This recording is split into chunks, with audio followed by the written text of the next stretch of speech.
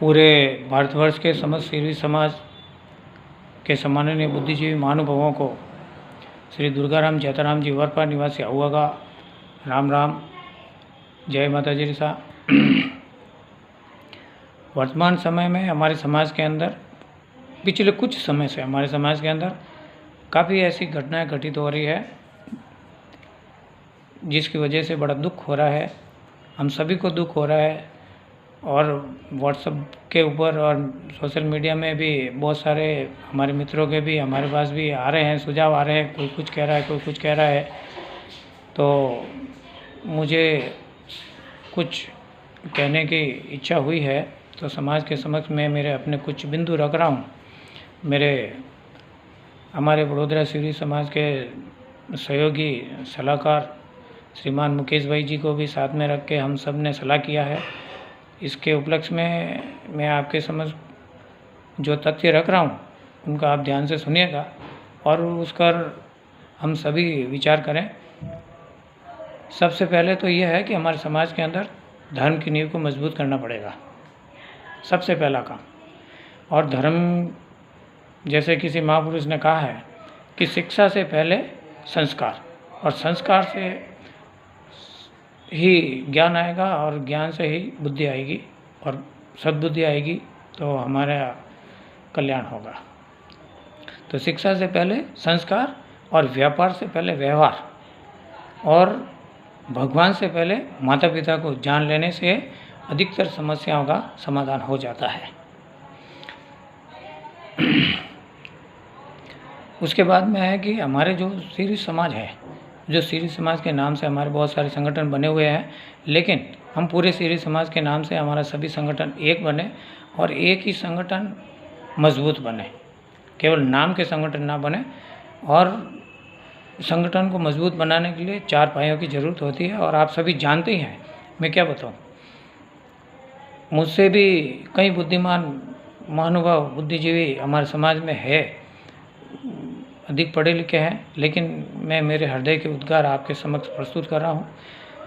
तो सबसे पहला तो है संगठन को मजबूत करने के लिए समय दान, सबसे बड़ा समय का दान बहुत ज़रूरी है। और दूसरा है धन की भी आवश्यकता होती है। और तीसरा कार्यकर्ताओं की सक्रियता। और चौथा है भुजबल, जो हमारी एकता होनी बहुत ज़रूरी है। हम सभी में अगर एकता नहीं है तो ये, और एकता नहीं होने की वजह से ही आज हमारे साथ ये हो रहा है। आई माता जी की कृपा से हम आर्थिक रूप से संपन्न भी हुए, लेकिन फिर भी मैं ये चाहता हूँ कि आज ये सब चीज़ें हमें अच्छी नहीं लग रही है, मगर क्या करें, जब तक हम संगठित नहीं होंगे 1, 2, 5, 10, 20, 50 लोग मिलकर कुछ भी नहीं कर सकते, लड़ नहीं सकता है। पूरे समाज को एक होना पड़ेगा और संगठित होना पड़ेगा और अब नींद में से जगना पड़ेगा। ऐसे सोते रहने से कुछ नहीं होगा। और जिन बच्चों के माता पिता अगर ये कहते हैं कि गई तो गई, हमारे लिए मर गई, हम उसे वापस नहीं लाना चाहते, ये वो, और मैंने देखा है कि कई बच्चियाँ 2-2 साल से वापस आई भी है और उनको दूसरे घर वापस भेजा भी गया है। माता पिता के सहयोग से ये सब काम हुआ है। और क्यों हमारे बच्चे आत्महत्या करें और बहुत बड़ी बड़ी करोड़ों रुपए लागत लगा करके वडेरे नहीं बनानी है, उससे हमें कोई इनकम होने वाली नहीं है। हाँ, वडेर बनानी ज़रूरी है, कुछ रुपए लगाओ और बाकी उसकी जगह पर हमारे समाज के नाम पे हॉस्पिटल बनवाओ, स्कूल बनवाओ, गौशाला खुलवाओ, कॉलेज बनवाओ, हमारे बच्चों को अपने स्कूल में शिक्षा मिले, हमारे बच्चे डॉक्टर हो, हमारे बच्चे शिक्षक हो, और हमारे बेटे बेटियों का परिचय मिलन का सम्मेलन रखें और उनका विवाह भी, बच्चे बच्चियों का विवाह भी सम्मेलन में कराएं। अधिक रुपए खर्चे ना करें, उसमें गरीब व्यक्तियों का भी निवाह हो जाता है, उनका भी काम हो जाएगा। और कन्यादान बहुत महादान है। उसके बाद में होता है कि हमारे समाज के जो भी आर्थिक रूप से कमज़ोर लोग हैं, जिनके बच्चे पढ़ना चाहते हैं, वो ज्ञानी है, सब पढ़ने में समर्थ है, उनको पढ़ाने लिखाने में भी हमारे समाज की तरफ से उनको सहायता होनी चाहिए। कई ऐसे लोग हैं जो आर्थिक रूप से कमज़ोर है, उनके घर में बेटियां हैं, तो उनकी बेटियों का विवाह करवाना भी हमारे समाज में एक हमारा कर्तव्य बनता है। सब मिलजुल करके रहना चाहिए। हम पूरे समाज को एक दूसरे की टांग खिंचाई नहीं करनी चाहिए। और जैसे दूसरे समाज में एकता है, संगठन है, जिनके समाज के अंदर धर्म के प्रति वो समर्पित है, उसी समाज में संगठन की शक्ति है, वो सब एक है, इकट्ठे हैं। जैसे मुस्लिम है, जैसे जैन है, जैसे सिख समुदाय है, जैसे ईसाई समुदाय है, इन सबों में भी एक शक्ति है। जैसे देवासी समाज में भी एकता है। और सबसे बड़ी बात यह है कि हमारे समाज को नशा मुक्त बनाना बहुत ज़रूरी है। हमारे समाज में जो नशा का कार्यक्रम चल रहा है, उससे भी हमारी बहुत बर्बादी हो रही है। हमारे पीछे हमारे बच्चे भी सीख रहे हैं, और आज का युवा देखो, नौजवान युवा कितना आगे बढ़ गया है इस मामले में। उनको पीछे लाना वापस बड़ा मुश्किल हो रहा है। इसके लिए भी हमारा कंट्रोल होना चाहिए। और सबसे बड़ी बात यह है कि हम जितने भी व्यापारी भाई बंधु हैं, वो सभी हमारे व्यापार की दुकानों का खोलने का समय और मंगल करने का समय निर्धारित होना चाहिए। ऐसा नहीं कि सुबह 5 बजे से दुकान खोलो उठते ही और जा कर के है जो बैठ जाओ और पूरे रात को 10 बजे 11 बजे 12 बजे, नहीं, उसका समय निश्चित करो।